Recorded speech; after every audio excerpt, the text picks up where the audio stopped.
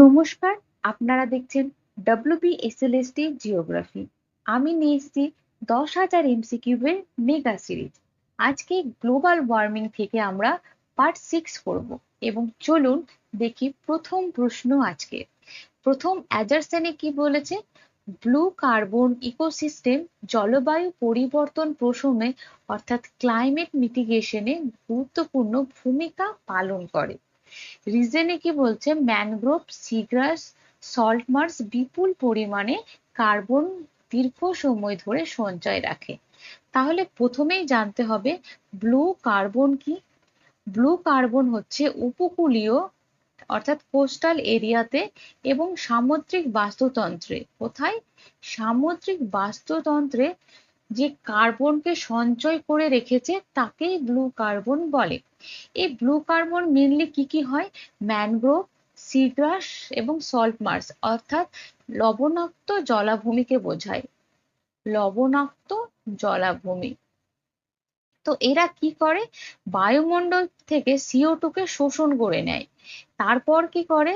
শিকড়, কাণ্ড অর্থাৎ কাণ্ড, শিকড় এবং মাটির মধ্যে CO2 কে দীর্ঘ সময় অর্থাৎ হাজার হাজার বছর ধরে সঞ্চয় করে রাখে। এই জন্য তো এইগুলোকে বলা হচ্ছে অর্থাৎ ম্যানগ্রোভ, সিগ্রাস, সল্ট মার্শকে ন্যাচারাল কার্বন সিঙ্ক বলা হয়। ন্যাচারাল কার্বন সিঙ্ক বলা হয়। ঠিক আছে, এরপর তাহলে আমরা দেখি যে প্রশ্নের যে এই অ্যাডজাসেন্ট রিজনিং দুটো কতটা বাস্তবসম্মত বা ঠিকঠাক ব্যাখ্যা। তো ব্লু কার্বন ইকোসিস্টেম জলবায়ু পরিবর্তন প্রশমে গুরুত্বপূর্ণ ভূমিকা পালন করে। একদম একদম ঠিক বলেছে। হ্যাঁ, যে ব্লু কার্বন ইকোসিস্টেম ক্লাইমেট মিটিগেশনে গুরুত্বপূর্ণ, খুবই গুরুত্বপূর্ণ। কেন? কারণ বিপুল পরিমাণে কার্বন দীর্ঘ সময় ধরে এই ব্লু কার্বন সঞ্চয় করে রাখছে।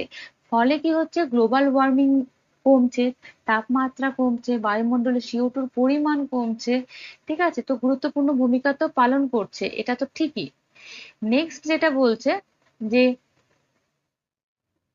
ম্যানগ্রোভ, সিগ্রাস, সল্ট মার্শ বিপুল পরিমাণে কার্বনকে দীর্ঘ সময় ধরে সঞ্চয় করে রাখছে। তো হ্যাঁ, এরা কিন্তু বিপুল পরিমাণে সঞ্চয় করে রাখছে। এর ফলে কিন্তু গ্লোবাল ওয়ার্মিং এর পরিমাণ হ্রাস পাচ্ছে। ঠিক আছে,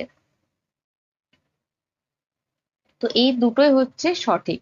তার মানে আমরা এখানে বলতে পারি যে এ এবং আর উভয়ের সত্য এবং এ আর এর সঠিক ব্যাখ্যা। তাহলে সঠিক আনসার হয়ে যাবে এ। বোঝা গেল? নেক্সট প্রশ্ন। নেক্সট অ্যাজারশনে কি বলছে? ক্লাইমেট চেঞ্জের ফলে সমুদ্রের ডিজলভ অক্সিজেনের পরিমাণ কমতে থাকে। রিজনে কি বলছে? উষ্ণ জল ঠান্ডা জলের তুলনায় কম অক্সিজেন ধারণ করতে পারে। তো প্রথমে আমাদের যেটা জানতে হবে ডিজলভ অক্সিজেন কাকে বলে। এই ডিজলভ অক্সিজেনকে শর্টে DO বলা হয়। তো এই DO কিছুই না, সমুদ্র বা জলে, সমুদ্র বা ওভারঅল হচ্ছে জলে যে অক্সিজেন দ্রবীভূত অবস্থায় থাকে তাকে বলা হচ্ছে ডিজলভ অক্সিজেন। অর্থাৎ জলে দ্রবীভূত অক্সিজেনকেই ডিজলভ অক্সিজেন বলা হয়ে থাকে। এবং এই ডিজলভ অক্সিজেন কেন ইম্পর্টেন্ট? সমুদ্রে যে প্রাণী রয়েছে, জলজ প্রাণী, তাদের শ্বাসকার্যের জন্য কিন্তু ব্যবহার হয়ে থাকে। তো সেই দিক থেকে DO খুবই ইম্পর্টেন্ট। ঠিক আছে, এবার কি বলছে যে ক্লাইমেট চেঞ্জের ফলে কি ডিওর পরিমাণ কমতে পারে? তো ক্লাইমেট চেঞ্জের ফলে কি হয়? টেম্পারেচার টেম্পারেচার বাড়ে। ঠিক আছে, ওশান আরো বেশি গরম হয়ে যায় এবং তাপমাত্রা যত বাড়বে জলের যে দ্রবণীয়তা তত কিন্তু কমবে। তাপমাত্রা বাড়লে জলের, আমি এখানে লিখি টেম্পারেচার বাড়লে, তাপমাত্রা বাড়লে, এভাবে আমি অ্যারো দিয়ে দেখাচ্ছি, তাপমাত্রা বাড়লে ডিও কিন্তু কমতে থাকবে। ঠিক আছে, কারণ জলের যে দ্রবণীয়তা সেটা কমতে থাকে, তার মানে ডিও কমতে থাকে। ঠিক আছে, এছাড়া আমরা কি জানি যে উষ্ণ সমুদ্র জলে কি হয়? জলের যে লেয়ার গুলো থাকে বা স্তর গুলো থাকে সেখানে মিশ্রণও কম হয়। ফলে কি হয়, যে গভীর সমুদ্রে নতুন অক্সিজেন পৌঁছাতেই পারে না, অর্থাৎ আমরা বলতেই পারি যে ডিওর পরিমাণ কমে যায়। নেক্সট যেটা বলছে রিজন, যে উষ্ণ জল ঠান্ডা জল তুলনায় কম অক্সিজেন ধারণ করতে পারে। তো হ্যাঁ, উষ্ণ জল ঠান্ডা জলের তুলনায় কিন্তু কম অক্সিজেন ধারণ করতে পারে, এটাও কিন্তু সঠিক বলেছে। তাহলে এখানে কিন্তু প্রশ্নের উত্তর হয়ে যাবে যে এ এবং আর উভয় সত্য এবং আর এর সঠিক ব্যাখ্যা। নেক্সট প্রশ্ন, অ্যান্ডারসনে বলছে কার্বন ক্যাপচার অ্যান্ড স্টোরেজ অর্থাৎ সিসিএস প্রযুক্তি CO2 নির্গমন কমাতে সহায়ক। এবং রিজনে কি বলছে, সিসিএস প্রযুক্তিতে CO2 সংগ্রহ করে নিরাপদে ভূগর্ভে সংরক্ষণ করা হয়। এই ধরনের প্রশ্ন এতবার আলোচনা করেছি যে এই প্রশ্ন আপনাদেরকে হয়তো বোঝাতেও হবে না যদি আগের ক্লাসগুলো করে থাকেন, এমনি প্রশ্ন দেখে আপনারা আনসার করতে পারবেন, তাই তো? তবু আমি এখানে বলে রাখি, যদি কেউ প্রথম এই ভিডিওটি দেখেন, সিসিএস কি? কার্বন ক্যাপচার অ্যান্ড স্টোরেজ হলো এমন একটি প্রযুক্তি যেখানে কি হয়, CO2 কে সংরক্ষণ করা হয়, অর্থাৎ CO2 কে ক্যাপচার করা হয়, এরপর CO2 কে ট্রান্সফার করা হয় অর্থাৎ পরিবহন করা হয়, পরিবহন করে কোথায় রাখা হয়, স্টোর করে রাখা হয়, অর্থাৎ স্টোরেজে রাখা হয়। ঠিক আছে, যাতে CO2 বায়ুমণ্ডলে স্টোরেজ করে কেন রাখে, যাতে CO2 বায়ুমণ্ডলে যেতে না পারে, এবং CO2 যদি বায়ুমণ্ডলে যেতে না পারে, মিশতে না পারে, তাহলে বায়ুমণ্ডল গরম হবে না, অর্থাৎ আমরা বলতে পারি গ্লোবাল ওয়ার্মিং টা বাড়বে না, গ্লোবাল ওয়ার্মিং হ্রাস হবে। তার মানে এইটা তো ঠিকই যে সিসিএস হচ্ছে একটি ক্লাইমেট মিটিগেশনের টেকনোলজি, তাই তো? একটা প্রযুক্তি, একটা ক্লাইমেট মিটিগেশনের। তো এখানে আমরা ধরে নিতেই পারি যে প্রথম যে রয়েছে সেটা কিন্তু সঠিক রয়েছে, তাই তো?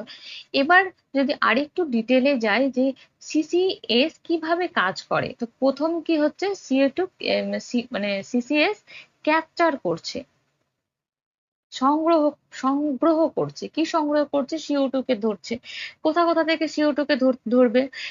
কয়লার বিদ্যুৎ কেন্দ্র থেকে, শিল্প থেকে, বিভিন্ন শিল্প থেকে, যেমন সিমেন্ট শিল্প, ইস্পাত শিল্প, রাসায়নিক শিল্প, এই সমস্ত শিল্প থেকে যে ধোঁয়া নির্গত হয় সেখান থেকে CO2 কে ক্যাপচার করবে, এবং CO2 কে ক্যাপচার করার পর কি করবে, পাইপ লাইনের থ্রু সেটাকে ট্রান্সফার করবে। কোথায় ট্রান্সফার করবে? কোনো একটি ট্যাঙ্কারের মাধ্যমে, মানে ট্রান্সফার কিসের মাধ্যমে? পাইপ লাইনের মাধ্যমে ট্রান্সফার তো করবে, তাছাড়া জাহাজ, ট্যাঙ্কার এগুলোর মাধ্যমে পরিবহন করতে পারে এক জায়গা থেকে আরেক জায়গায়।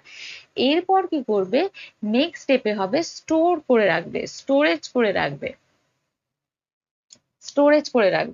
স্টোরেজ করে কোথায় রাখবে? ভূগর্ভে রাখতে পারে, ঠিক আছে? ভূগর্ভে রাখতে পারে, সমুদ্রের আহ জলের সমুদ্রের তলদেশে রাখতে পারে। তো মেনলি ভূগর্ভে রাখে, সমুদ্রের তলদেশের ভূগর্ভ হোক আর বা স্থলভাগের ভূগর্ভ, ভূগর্ভে কিন্তু সংরক্ষণ করা হয়।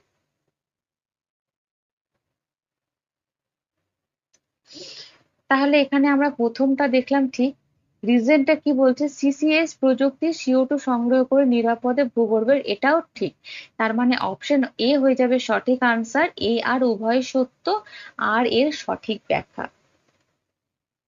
নেক্সট অ্যাজারশনে কি বলা হচ্ছে, ক্লাইমেট রেজিলিয়েন্স বৃদ্ধি করা ক্লাইমেট অ্যাডাপ্টেশনের একটি গুরুত্বপূর্ণ অংশ। রিজনে কি বলছে, এটি জলবায়ু পরিবর্তনের ক্ষতি মোকাবিলা ও পুনরুদ্ধার সক্ষমতা বৃদ্ধি করে। তো প্রথমে আমাদের জানতে হবে যে what do you mean by climate resilience. Climate resilience কি, আমি এখানে আরেকটু বলে নিই, যদিও এগুলো সব আগের ক্লাসে করা হয়েছে। তো জলবায়ু পরিবর্তনের ফলে কি হয়, যে বিভিন্ন ধরনের ঘটনা আমরা দেখতে পাই, যেমন দেখতে পাই বন্যা, যেমন খরা, সাইক্লোন, এই ধরনের দুর্যোগ কিন্তু আমরা দেখতে পাই, হিট ওয়েভ। তো এই ধরনের দুর্যোগ যখন আসে তখন কি করতে হবে, যে এই সমস্ত দুর্যোগকে সহ্য করা, অর্থাৎ সহ্য করা, এবং দ্রুত কি হবে, দ্রুত এই জায়গা থেকে নিজেকে রিকভার করা, ঠিক আছে? রিকভার করার পর কি হবে, যে ভবিষ্যৎ ফিউচারের জন্য নিজেকে আরো ভালোভাবে প্রস্তুত করা। তাহলে এইখানে আমরা তিনটে জিনিস দেখতে পাচ্ছি, যে এই যে ধরনের ক্লাইমেট চেঞ্জের ফলে যে সমস্ত ঘটনাগুলো আমাদের সামনে এসে দাঁড়াচ্ছে সেইগুলোকে সহ্য করছে এবং সেখান থেকে কি হচ্ছে, রিকভার করছে, যত দ্রুত সম্ভব রিকভার করবে এবং ফিউচারের জন্য নিজেকে আরো ভালোভাবে প্রস্তুত করবে। এইটাই হচ্ছে ক্লাইমেট রেজিলেন্স। ঠিক আছে, অর্থাৎ শর্টে যদি বলি, রেজিলেন্স হচ্ছে সহ্য করা, যেটা হচ্ছে, যে ঘটনাটা ঘটছে সেটাকে সহ্য করা এবং তাড়াতাড়ি চটজলদি ঘুরে আবার দাঁড়ানোর ক্ষমতাকে বোঝানো হচ্ছে। ঠিক আছে, আর ক্লাইমেট অ্যাডাপ্টেশন বলতে কি বোঝায়, যে জলবায়ু পরিবর্তনের ফলে যে সিচুয়েশনটা এসে আমাদের দাঁড়াচ্ছে, ঠিক আছে, মানে বর্তমানে যে সিচুয়েশনটা রয়েছে সেইটার সাথে খাপ খাইয়ে নেওয়ার পদক্ষেপ কি, যাতে ফিউচারে কোনো সমস্যা না হয়, ফিউচারে যাতে কোনো প্রভাব না পড়ে, সেই জন্য খাপ খাইয়ে নেওয়ার যে একটা প্রবণতা বা অ্যাডজাস্ট করা, ঠিক আছে, অ্যাডজাস্ট করে নেওয়াকেই বলা হচ্ছে ক্লাইমেট অ্যাডাপ্টেশন। যেমন আর্লি ওয়ার্নিং সিস্টেম ক্লাইমেট অ্যাডাপ্টেশনের এক্সাম্পল, যে আগে থেকে যদি আমরা জানতে পারি তাহলে আমরা সেখান থেকে অনেকটা বেশি পরিমাণে নিজেদেরকে নিরাপদ করতে পারবো। রেন ওয়াটার হারভেস্টিং এর মাধ্যমে, সাইক্লোন শেল্টারের মাধ্যমে, ডট রেজিস্ট্যান্ট ক্রপ কাল্টিভেট করার মাধ্যমে আমরা ক্লাইমেট অ্যাডাপ্টেশন গুলোকে অ্যাডাপ্ট করতে পারি। ঠিক আছে, বা এর অ্যাডাপ্টেশনের মূল লক্ষ্য বলতে পারি। তো এই ক্লাইমেট অ্যাডাপ্টেশনের একটি বড় ইম্পর্টেন্ট লক্ষ্য কি, যে ক্লাইমেট রেজিলেন্স। তো ক্লাইমেট রেজিলেন্সই হচ্ছে অ্যাডাপ্টেশনের অন্যতম একটি হচ্ছে লক্ষ্য। ঠিক আছে, বোঝা যাচ্ছে, কারণ ক্লাইমেট রেজিলেন্স বলতে যেটা বোঝাচ্ছে সেটা হচ্ছে তাড়াতাড়ি করে সহ্য করে ঘুরে দাঁড়ানো, আর ক্লাইমেট অ্যাডাপ্টেশন মানে খাপ খাইয়ে নেওয়া। তো এই রেজিলেন্স কে বৃদ্ধি করার জন্য, যাতে সহজে করে ঘুরে দাঁড়ানো যেতে পারে, সেই জন্যই কিন্তু ক্লাইমেট অ্যাডাপ্টেশন। তো ক্লাইমেট অ্যাডাপ্টেশনের একমাত্র বা অন্যতম লক্ষ্য কিন্তু ক্লাইমেট রেজিলেন্স। তো প্রথম যে আমরা অ্যাসারশনটা দেখলাম সেটা কিন্তু আমরা সত্য হিসেবেই গণ্য করব। কেন? কারণ অ্যাডাপ্টেশনের উদ্দেশ্যই হলো মানুষ মানুষ এবং আলটিমেটলি সমাজ, মানুষ বা সমাজের যে জলবায়ু পরিবর্তন হচ্ছে তার সাথে মোকাবেলা করার জন্য আরো করে তাদেরকে সক্ষম করে তোলা। তাহলে কি অ্যাডাপ্টেশনের উদ্দেশ্য কি হচ্ছে, মানুষ তথা সমাজের মানুষকে জলবায়ু পরিবর্তনের প্রভাব থেকে মোকাবিলা করার জন্য তাদেরকে আরো বেশি সক্ষম করে তোলা। তাই তো? তাহলে এখানে গুরুত্বপূর্ণ অংশ আমরা বলতে পারি অপশন, মানে অ্যাজারশনটা হচ্ছে ঠিক। এবারের কারণটা একটু ব্যাখ্যা করি, যে এটি জলবায়ু পরিবর্তনের ক্ষতির মোকাবেলা এবং পুনরুদ্ধারের সক্ষমতা বৃদ্ধি করে। তো হ্যাঁ, একদম করে। এটাই ক্লাইমেট রেজিলিয়েন্সের মূল সংজ্ঞা বা মূল বিষয়বস্তু। তো এখানে তাহলে অপশন এ হয়ে যাবে সঠিক। এ এবং আর উভয় সত্য, আর এর সঠিক ব্যাখ্যা। ঠিক আছে, তো নেক্সট প্রশ্ন যেটা আজকে, সেটা হচ্ছে নেট জিরো বলতে সব ধরনের গ্রিন হাউস গ্যাস নির্গমন সম্পূর্ণ শূন্য হওয়াকে বোঝায়। আর রিজন কি বলছে, নেট জিরোতে মোট গ্রিন হাউস গ্যাস নির্গমন ও অপসারণ সমান থাকে। তো নেট জিরো বলতে কি বোঝায়, নেট জিরোতে যে গ্রিন হাউস গ্যাস রয়েছে তার যে নির্গমন এবং অপসারণ সবসময় সমান থাকে, এটার রিজনে বলছে। তো এর তুলনায় রিজন কি সঠিক না সেটা আমরা জানার আগে, নেট জিরো কাকে বলে? নেট জিরো মানে গ্রিন হাউস গ্যাসকে নির্গমন সম্পূর্ণ শূন্য করা, জিরো করার কথা বলা হয়। অর্থাৎ যতটা পরিমাণে গ্রিন হাউস গ্যাস নির্গত হবে, হুম, যতটা পরিমাণে এমিশন হবে, ঠিক ততটা পরিমাণে কিন্তু গ্রিন হাউস গ্যাস আবার রিমুভ হবে। ঠিক আছে, রিমুভ হবে। তো তার ফলে কিন্তু নেট কত হচ্ছে, নেট এমিশন জিরো হয়ে যাচ্ছে। তো একেই নেট জিরো বলা হচ্ছে, যে যতটা পরিমাণে এমিশন হবে ততটা পরিমাণে আবার রিমুভ হয়ে যাবে, সেই জন্য জিরো হয়ে যাবে। যদি এক্সাম্পল দিই, যে CO2, ধরুন CO2 100 টন নির্গমন হচ্ছে এবং 100 টনই অপসারণ করে নিচ্ছে, তার ফলে কি হবে, কতটা বেঁচে থাকবে, জিরো বেঁচে থাকবে, অর্থাৎ নেট এমিশন জিরো হবে। তো এটাই হচ্ছে নেট জিরো। তো এখানে অ্যাজারসনে যেটা বলছে নেট জিরো বলতে সব ধরনের গ্রিন হাউস গ্যাস নির্গমন সম্পূর্ণ শূন্য হওয়াকে বোঝায়। তো এটা কিন্তু সঠিক নয়, ঠিক আছে। এটি নেট জিরোর সংজ্ঞা নয়, তো এটা হচ্ছে মিথ্যা। তাহলে এ মিথ্যা। কিন্তু রিজন দেখি, নেট জিরোতে মোট গ্রিন হাউস গ্যাস নির্গমন এবং অপসারণ সমান থাকে। তো হ্যাঁ, সমান থাকে, তার ফলে কিন্তু নেট জিরো হয়ে থাকে। নির্গমনও হবে, অপসারণ হবে, একবারে সম্পূর্ণভাবে নির্গমন হবে না। তাহলে আর কিন্তু সত্য।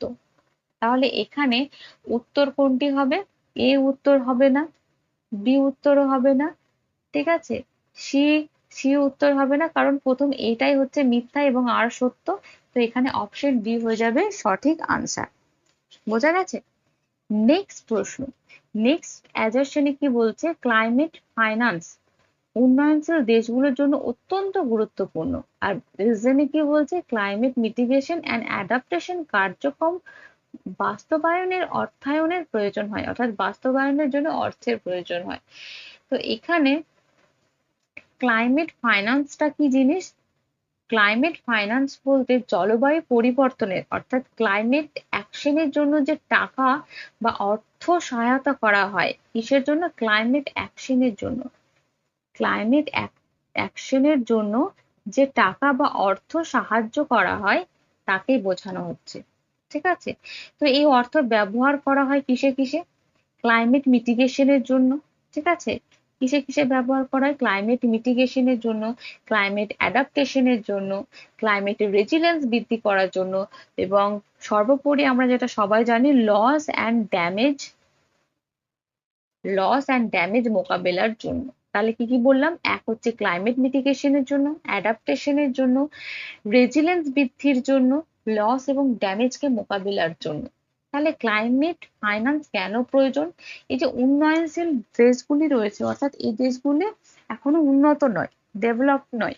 তো এই আন্ডার ডেভেলপড বা উন্নয়নশীল যে দেশগুলো রয়েছে তাদের কাছে অনেক সময় যে টাকাটা প্রয়োজন হয় সেই টাকাটা থাকে না। তো তাদের জন্য এই ক্লাইমেট ফাইন্যান্স খুব প্রয়োজন।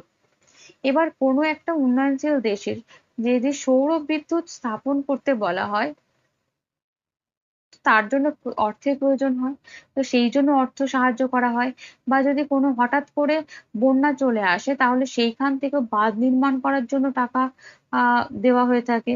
বা আর্লি ওয়ার্নিং সিস্টেমটাকে গড়ে তোলার জন্যও অর্থ প্রদান করা হয়ে থাকে। বা এই যে নতুন নতুন কৃষি প্রযুক্তি যেগুলো ক্লাইমেটকে মাথায় রেখে চাষ করা হচ্ছে, ফসল ফলানো হচ্ছে, অর্থাৎ যে টলারেন্ট এগ্রিকালচার যেগুলো রয়েছে সেইগুলোর জন্য কিন্তু অর্থ প্রদান করা হয়ে থাকে বা আর্থিক সাহায্য করা হয়ে থাকে, ঠিক আছে। তাহলে প্রথম অ্যাজারশনে যেটা বলা হচ্ছে ক্লাইমেট ফাইন্যান্স উন্নয়নশীল দেশগুলোর জন্য অত্যন্ত গুরুত্বপূর্ণ, অবশ্যই গুরুত্বপূর্ণ। যদি ফাইন্যান্স মানে টাকা আর্থিক সহায়তা যদি না দেওয়া হতো, তাহলে সৌর বিদ্যুৎ স্থাপনের মতো, বন্যা নিয়ন্ত্রণের জন্য বা বাঁধ নির্মাণের জন্য এই এত কিছু উন্নয়নশীল দেশগুলোর পক্ষে করাটা সম্ভব হতো না। তাহলে ইটস ভেরি ইম্পর্টেন্ট। তাহলে এটা আমরা ধরে নিচ্ছি যে এই অ্যাজারশনটা হচ্ছে সত্য। রিজনটা কি বলছে? ক্লাইমেট মিটিগেশন এবং অ্যাডাপ্টেশন। হ্যাঁ, এটাও একদম সত্য, কারণ ক্লাইমেট মিটিগেশন এবং অ্যাডাপ্টেশনের জন্যই ফাইন্যান্সটা প্রয়োজন, আর্থিক সহায়তার প্রয়োজন। তো এখানে এ এবং আর উভয় সত্য, এবং আর হচ্ছে এর সঠিক ব্যাখ্যা, এটি হবে সঠিক আনসার। বোঝা গেছে? নেক্সট প্রশ্ন, অ্যাজারশনে কি বলছে? ক্লাইমেট চেঞ্জের ফলে এক্সট্রিম রেনফলের ঘটনা বৃদ্ধি পেতে পারে। রিজনে কি বলছে? যে উষ্ণ বায়ুমণ্ডল, কি বলছে? উষ্ণ বায়ুমণ্ডল বেশি পরিমাণে জলীয় বাষ্প ধারণ করতে পারে। তাহলে এখানে এক্সট্রিম রেনফলটা কি? এক্সট্রিম রেনফল বলতে বোঝায় যে সময়টা কিন্তু অল্প হবে, অল্প সময়ে স্বাভাবিকের তুলনায় একটু বেশি বৃষ্টিপাত হওয়াকে, সেটা কিন্তু অল্প সময়ের মধ্যেই হবে। অল্প সময়ের মধ্যে স্বাভাবিকের থেকে একটু বেশি বৃষ্টিপাতকেই এক্সট্রিম রেনফল বলা হয়, একটু বেশি। যেমন ক্লাউড বার্স্ট, ঠিক আছে, প্লাস ফ্লাড, এই ধরনের বৃষ্টিপাতকে আমরা এক্সট্রিম রেনফল বলতে পারি। এবার ক্লাইমেট চেঞ্জের ফলে এক্সট্রিম রেনফলের বৃদ্ধি পেতে পারে, এই জিনিসটা দেখবো যে ক্লাইমেট চেঞ্জ মানে কি এখানে গ্লোবাল ওয়ার্মিং। তো গ্লোবাল ওয়ার্মিং এর ফলে কি হচ্ছে, এর ফলে কি টেম্পারেচার বাড়ছে, তাই তো, তাপমাত্রা বাড়ছে। এবার তাপমাত্রা বাড়লে কি হবে, উষ্ণ বায়ু, ঠিক আছে, গরম বায়ু বেশি পরিমাণে জলীয় বাষ্প ধারণ করতে পারবে। এবার যখন বেশি পরিমাণে জলীয় বাষ্প হবে, তার মানে কি জলীয় বাষ্প ওপরে উঠে গিয়ে ঘনীভূত হয়ে মেঘ সৃষ্টি করবে এবং একাধারে প্রচুর পরিমাণে বৃষ্টিপাত ঘটাবে। তাহলে আমরা বলতে পারি যে তাপমাত্রা যত বাড়বে, বায়ু তত বেশি জলীয় বাষ্প ধারণ করতে পারবে, তার ফলে বেশি পরিমাণে বৃষ্টিপাত হবে। তো এখানে যে অ্যাডজাসেন্টটি বলেছে সেটা কিন্তু একদম সঠিক বলেছে। কারণ কি, উষ্ণ বায়ু বেশি পরিমাণে জলীয় বাষ্প ধারণ করতে পারে। হ্যাঁ, এই কারণের জন্য এক্সট্রিম বৃষ্টিপাত হয়ে থাকে। তাহলে এখানে আমরা বলতেই পারি option A is the correct answer. তো এ এবং আর উভয় সত্য, আর এর সঠিক ব্যাখ্যা। নেক্সট প্রশ্ন, অ্যাডারসনে কি বলছে, রিনিউয়েবল এনার্জির ব্যবহার কার্বন এমিশন কমাতে সাহায্য করে। রিজনে কি বলছে যে রিনিউয়েবল এনার্জি ব্যবহারে ফসিল ফুয়েলের ওপর নির্ভরতা কমে। তাহলে রিনিউয়েবল এনার্জি কাকে বলে সেটা আগে জানতে হবে। রিনিউয়েবল এনার্জি বলতে যে এনার্জি গুলোকে রিনিউ করা যায়, অর্থাৎ পুনরায় ব্যবহার করা যায়, শেষ হয় না। ঠিক আছে, রিনিউয়েবল এনার্জি হলো এমন একটি শক্তির উৎস যা কোনোভাবে কোনো কালেই শেষ হবে না। যেমন কি সোলার এনার্জি, উইন্ড এনার্জি, ঠিক আছে, tidal energy, hydro power energy, ঠিক আছে, জিওথার্মাল এনার্জি।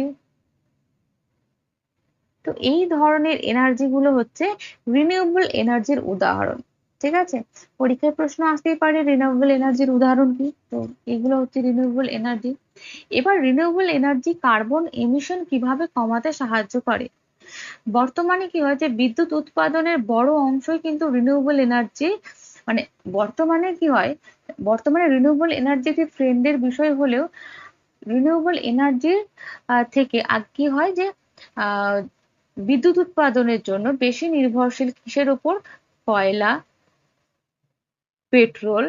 পেট্রোলিয়াম, হ্যাঁ, ন্যাচারাল গ্যাস, হ্যাঁ, এইসব ফসিল ফুয়েল পোড়ালে, এবং এই সমস্ত ফসিল ফুয়েল যদি বেশি করে পোড়ানো হয় তাহলে কি হবে, কার্বন ডাই অক্সাইড বেশি করে নির্গত হবে। কিন্তু যদি আমরা রিনিউয়েবল এনার্জি অর্থাৎ সোলার, উইন্ড, টাইডাল এই সমস্ত এনার্জিকে কাজে লাগিয়ে বিদ্যুৎ উৎপাদন করে থাকি, তাহলে CO2 কম নির্গমন হবে, বা CO2 সেরকম নির্গমন হয় না, তার মানে কার্বন এমিশন হচ্ছে না। তাহলে এখানে আমরা মানে অ্যাডারসনে যেটা বলছে রিনিউয়েবল এনার্জি ব্যবহারের ফলে কার্বন এমিশন কমতে সাহায্য করছে, তাহলে এটা সঠিক হবে। বর্তমানে সেই জন্য রিনিউয়েবল এনার্জিকে এত বেশি প্রাধান্য দেওয়া হচ্ছে, এত বেশি পরিমাণে সেটাকে জনসম্মুখে তুলে ধরা হচ্ছে। ঠিক আছে, আর রিজনে কি বলছে, রিনিউয়েবল এনার্জি ব্যবহারে ফসিল ফুয়েলের ওপর নির্ভরতা কমছে, তো এটাও সঠিক আনসার। যত কম পরিমাণে ফসিল ফুয়েল ইউজ করা হবে তত কম কার্বন ডাই অক্সাইড বায়ুমণ্ডলে প্রবেশ করবে। তো এখানে অপশন এ হয়ে যাবে সঠিক আনসার, দুটোই সত্য এবং আর হচ্ছে এর সঠিক ব্যাখ্যা। নেক্সট প্রশ্ন, নিচের কোন আন্তর্জাতিক দিবসটি ক্লাইমেট চেঞ্জ অ্যাওয়ারনেসের সাথে, আচ্ছা এই প্রশ্নটি আগের ক্লাসের হয়ে গেছে, ঠিক আছে, তবু আমি এই প্রশ্নটি দিয়ে রাখলাম, আপনারা বলুন এর সঠিক আনসার কি হবে।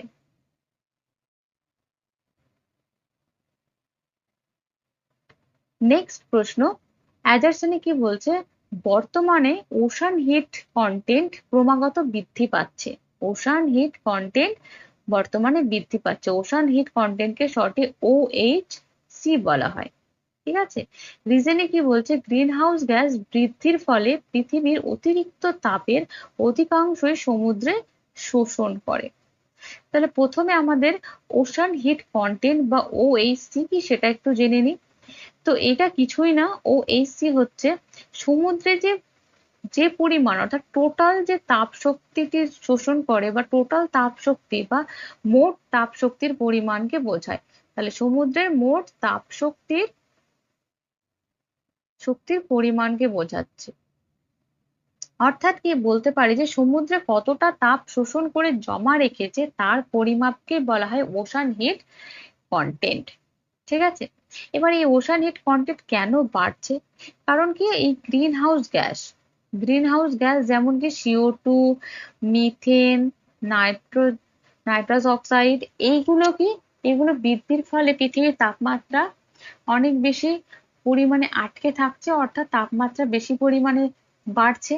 এবং এই অতিরিক্ত তাপমাত্রার বৃদ্ধির জন্য প্রায় 90%, কত 90% তাপ কিন্তু সমুদ্র শোষণ করছে।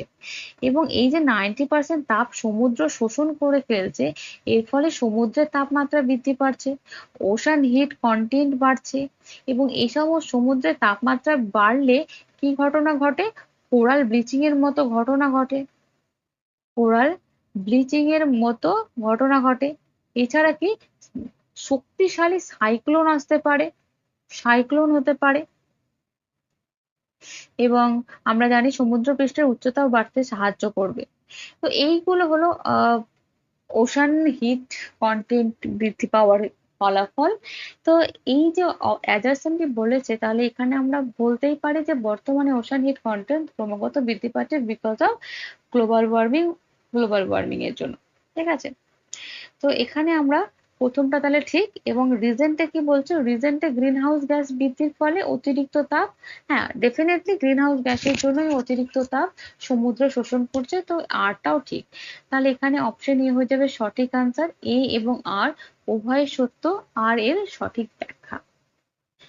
আজকের শেষ প্রশ্ন, অ্যাডারসন, ক্লাইমেট চেঞ্জের ফলে গ্লেশিয়ার লেক আউটবার্স্ট ফ্লাড এর ঝুঁকি পায়। এবং রিজনে কি বলছে? হিমবাহ গলে গ্লেশিয়ার লেক এর আয়তন বৃদ্ধি পায়, ফলে বাঁধ ভেঙে আকস্মিক বন্যার সম্ভাবনা বাড়ে।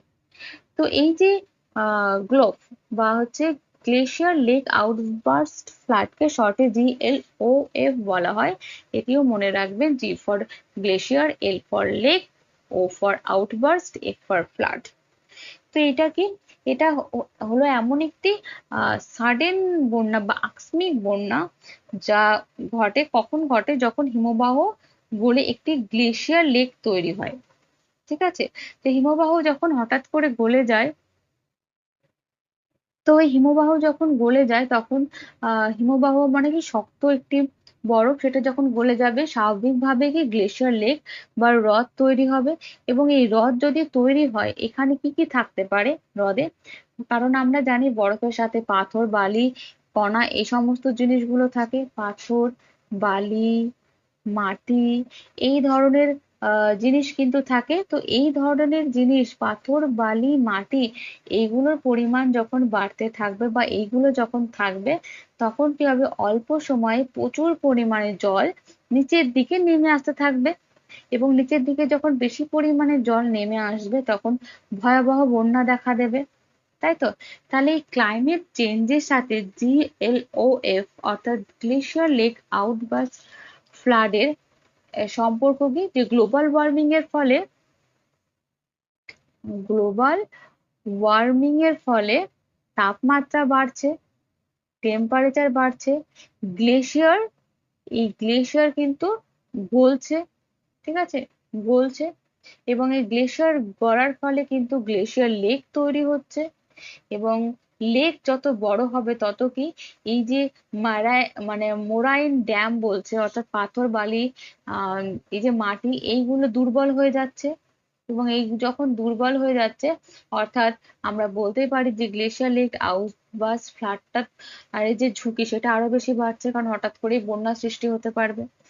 ঠিক আছে, হঠাৎ করে কি হবে? এই যখন এই পাথর বালির পরিমাণগুলো আস্তে আস্তে দুর্বল হয়ে বাড়তে থাকবে, তখন এই জলটি নিচের দিকে নেমে আসবে, একসাথে অনেক জল নিচের দিকে নেমে আসবে, ফলে বন্যা হবে।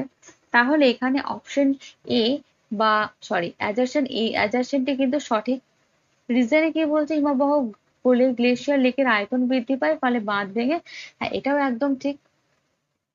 গ্লেশিয়ার লেক যখন হিমবাহ গলছে তখন সেটা গ্লেশিয়ার লেকে পরিণত হচ্ছে, এবং গ্লেশিয়ার লেকে হিমবাহের মধ্যে যে নুড়ি বালি কাঁকড় থাকে, মোরাইন ড্যাম থাকে, সেইগুলো কি গ্লেশিয়ার লেকে জমা হচ্ছে, এবং গ্লেশিয়ার লেকের নিচে যে পাথর মাটি রয়েছে সেগুলো দুর্বল হচ্ছে, এর ফলে জল একসাথে নিচের দিকে গড়িয়ে যাচ্ছে, এর ফলে আকস্মিক বন্যা বাড়ছে।